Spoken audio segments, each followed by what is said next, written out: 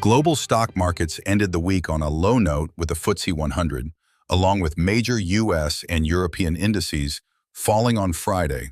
The decline capped off a challenging week as investors once again reacted to fresh tariffs introduced by President Donald Trump.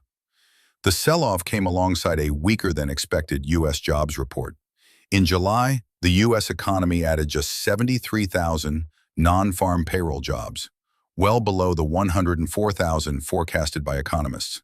Meanwhile, the unemployment rate edged up to 4.2% in line with expectations.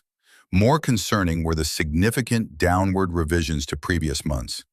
According to the Bureau of Labor Statistics, job gains in May were slashed to just 19,000 from the originally reported 144,000.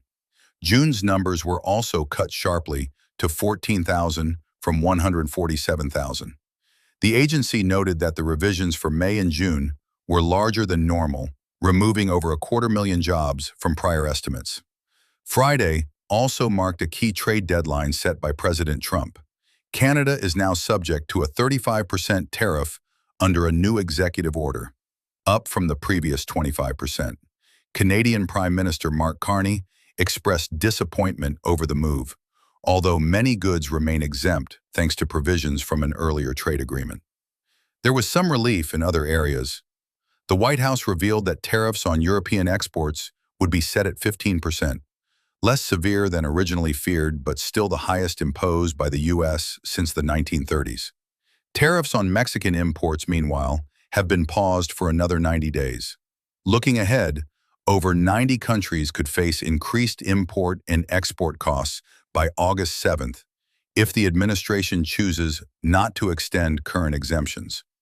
In a statement released Thursday night, the White House confirmed that all U.S. trade partners would face a minimum tariff rate of 10%, with nations running a trade surplus with the U.S. subject to a higher 15% base rate. So with weaker-than-expected U.S. job growth, major downward revisions, and a fresh wave of tariffs hitting global trade, markets are clearly on edge. Investors are watching closely, and the next few weeks could be critical as new deadlines approach and uncertainty lingers. Thanks for watching Finance Spot. If you found this breakdown helpful, don't forget to like, subscribe, and turn on notifications for more timely updates on everything affecting the markets. We'll see you in the next video.